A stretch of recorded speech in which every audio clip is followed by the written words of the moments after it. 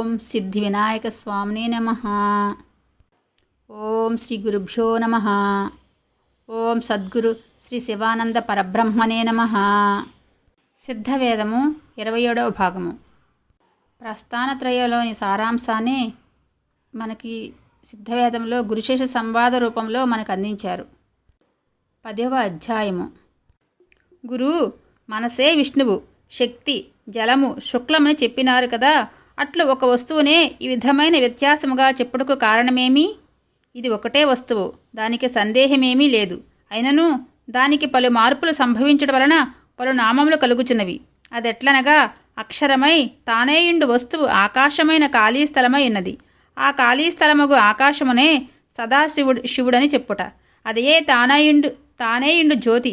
ఆ జ్యోతియేయుండు తనకు చలనము కలిగిన సమయమున జీవుడైనది. ఆ జీవుడే ఆత్మయే చైతన్యమై ఉన్నది. అదే దేహము. ఆ దేహము నుండి ఆవిరై చెమటై అగ్ని స్వరూపమున శుక్లము ఉద్భవించును. ఆ శుక్లమే మనస్సు. ఇది జలాంశమై ఉన్నది. అదే విష్ణువు. దానికే శక్తి అని చెప్పుట.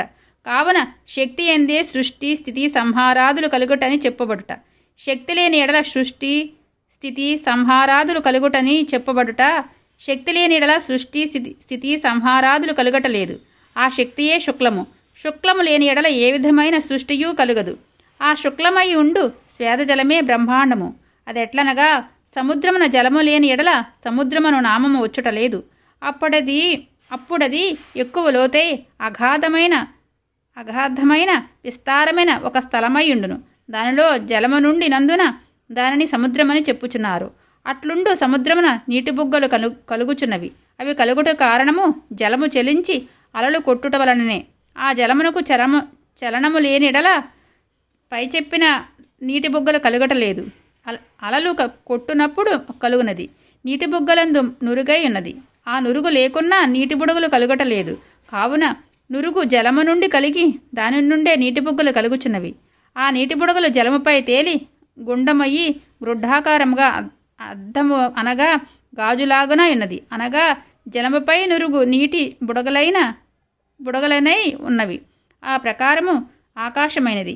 సముద్రమందు జలము లేని స్థితి ఏ విధమో ఆ విధమనియే ఆకాశమని తలచవలయును. జలముండునప్పుడు మాత్రమే సముద్రమని చెప్పుట. అలాగే ఆకాశమునందు వాయువు ఉండునప్పుడు సముద్రమనియు, ఆ సముద్రము మాయా సముద్రమనియు గ్రహించవలసినదిగా ఉన్నది.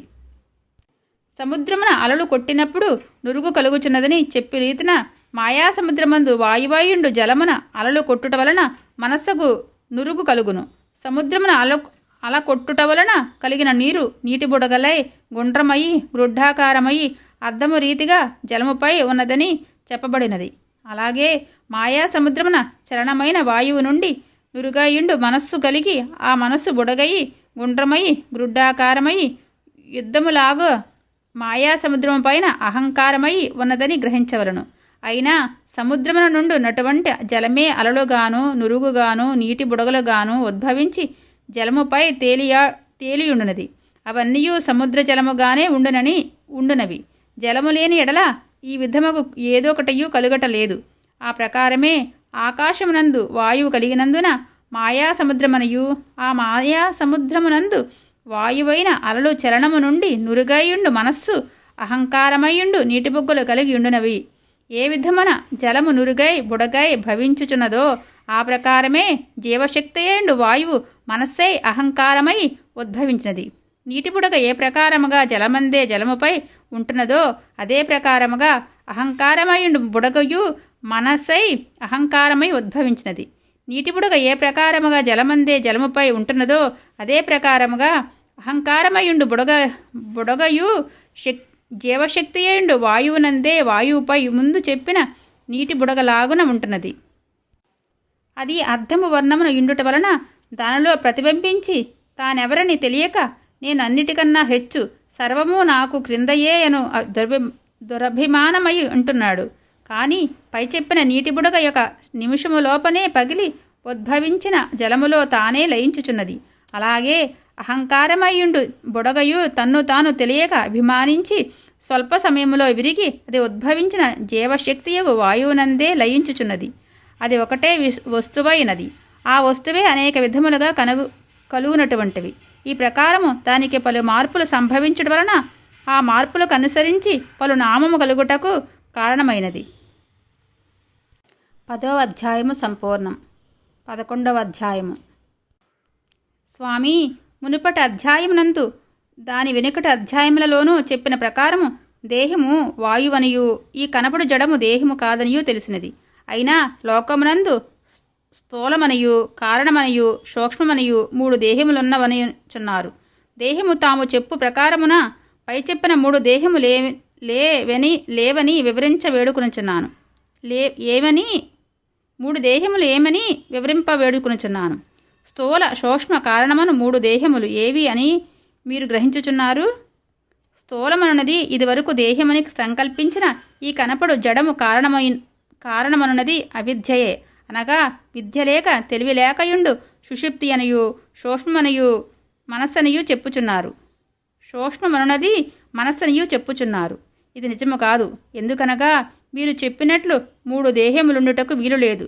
అయినా స్థూల సూక్ష్మ కారణమని చెప్పునవి జీవుడు, ఆ జీవుని నుండి చలనమయ్యుండు శక్తి అయిన మనస్సు, దాని నుండి ఉద్భవించిన మాయ అయిన అహంకారమై ఉన్నది. ఈ కనపడు జడమయ్యుండు దేహమును స్థూల దేహమని చెప్పుట కగుట లేదు. ఎట్లనగా సూక్ష్మదేహమనున్నది మనస్సని మీరే చెప్పినారు. ఆ మనస్సు స్థూలమని సంకల్పించే ఈ జడముననే ఉండునదని చెప్పుచున్నారు. స్థూలమనున్నది పెద్దది, సూక్ష్మమనున్నది చిన్నదై ఉన్నది. మనసు ఎంతో చిన్నదైయుండు వస్తువై ఉన్నది. అలాగే చిన్నదైయుండు మనస్సు నుండి ఈ కనబడు లోకము కలిగినదిగా ఉన్నది. కావుననే లోకము మనస్సు యొక్క సంకల్పమే ఉన్నదని చెప్పుట. అప్పుడు ఎంతో తేలికై చిన్నదై సూక్ష్మమైన మనస్సు నుండి లోకము అనుగుట. ఈ కనపడు జడము అటువంటి మనసు నుండి ఉద్భవించినదై ఉన్నది. ఈ మనసు లేనిడల జడము కలుగటలేదు. కావున జడము సూక్ష్మమయుండు మనస్సు నుండి కల్పింపబడినదై ఉన్నది. అదిగాక ఒకడు చనిపోయినప్పుడు శవమయుండు జడమును మనము చూచుచునే ఉన్నాము. దానిలో మనస్సు ఉండుటలేదు. కావున ఆ శవమునకు లోకము లేదు. ఈ జడమే స్థూలదేహమని చెప్పినా సత్తువు పోయినప్పుడు శవమైన జడమును మనము చూచుచున్నాము. దాని అవయవములకు ఏదొక దోషము కనబడుటలేదు.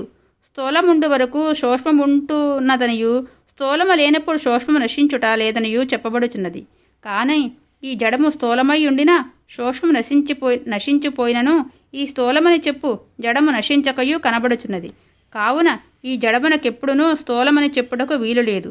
సత్తువు పోయినదని చెప్పు సమయమున ఈ జడమున లేనిదేదనగా జీవుడే. కావున జీవుడే స్థూలదేహమని చెప్పవలీను.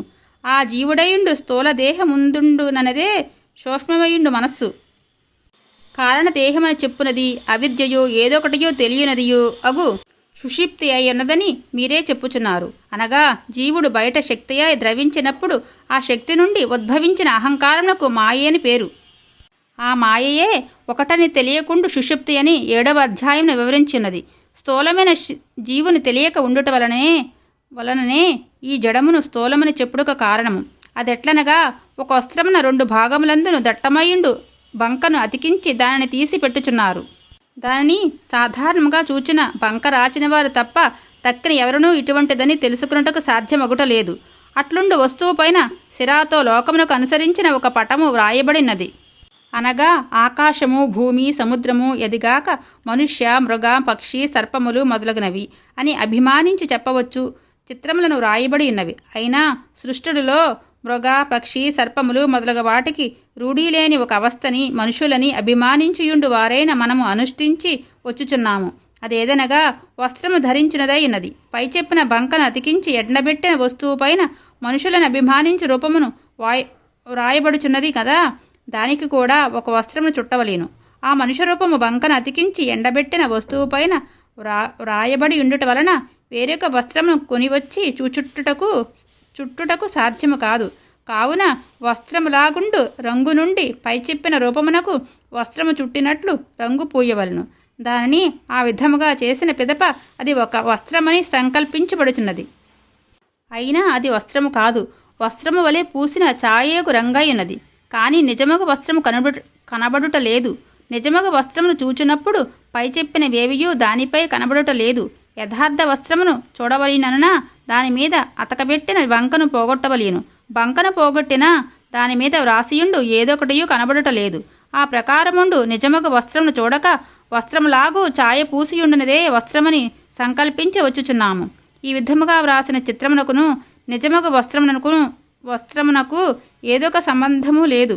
ఆ వస్త్రమున బంక పూసియుండుట వలననే పై చెప్పిన వాటిని వ్రాయుటకు కారణము. కావున ఆ బంకను తీయుటకు కావలసిన ప్రయత్నమును చేయవలెను. అదెట్లనగా, బంక పూసియుండు ఆ వస్త్రమును జలమునందుంచి ఉతికిన బంక విడిచి నిజమగ వస్త్రము కనబడుచున్నది. అప్పుడు దానిలో నుండి చిత్రం ఒకటయూ కనబడట లేదు. దీనిలో వస్త్రము స్థూలము, దానిమీద పూసియుండు బంక కారణము. దానిలో వ్రాయబడిన చిత్రములు సూక్ష్మమై ఉన్నవి. ఈ విధమై తానేయుండు జీవుని వస్త్రముగా ఉండు స్థూలం అనియు, జీవుని చలనము నుండి ఉద్భవించి ఏదొకటని తెలియక సుషుప్తయే మాయే ఉండు అహంకారమును ఆ వస్త్రముపై పూసియుండు బంక కారణమనియు, తానేయున్న జీవుని చలనము నుండి కలిగియుండు మనస్సు నుండి కారణమయుండు బంకపై వ్రాయబడిన చిత్రములను సూక్ష్మనియు తెలుసుకునవలసినది. పై చెప్పిన వాటి నుండి నిజముగా వస్త్రము తెలియక ఛాయచే వస్త్రములాగా వ్రాయబడి ఉండు దానిని వస్త్రముగా సంకల్పించి ఉండులాగున మాయయందు కలిగిన అహంకారమయుండు ఈ జడమును తెలియకుండుట వలన స్థూలమని సంకల్పించుచున్నాము. ఎప్పుడు తన యొక్క నిజమైన జీవుడయుండు స్థూలమును తెలియదుమో అప్పుడు వేరొకటి లేదు. అదెట్లనగా, నిజమైన వస్త్రమును తెలుసుకున్నప్పుడు భిన్నమై వేరొకటి ఉండుట లేదు. భిన్నమై అనగా వ్యత్యాసమై ఉండు దానిని స్థూలమని చెప్పుటకు కారణము లేదు. స్థూలమనున్నది తానేయుండు జీవుడును కారణమనున్నది ఆ జీవుని చలనమై యుండు శక్తిచే కలిగిన సుషుప్తయ్యుండు మాయయగు అహంకారమును సూక్ష్మనున్నది జీవుని చలనశక్తియగు మనసై ఉన్నది. వీటినే స్థూల కారణ సూక్ష్మమని చెప్పవలసినది. కావున మనమిప్పుడు కారణమయ్యుండు సుషుప్తిలో ఉండుట వలన మనము అనుభవించినదై కనబడునవన్నయూ స్వప్నమై ఉన్నది.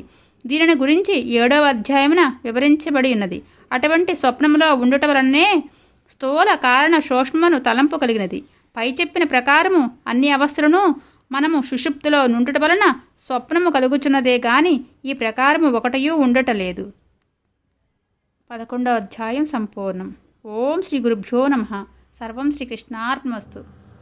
ఓం సిద్ధి వినాయక.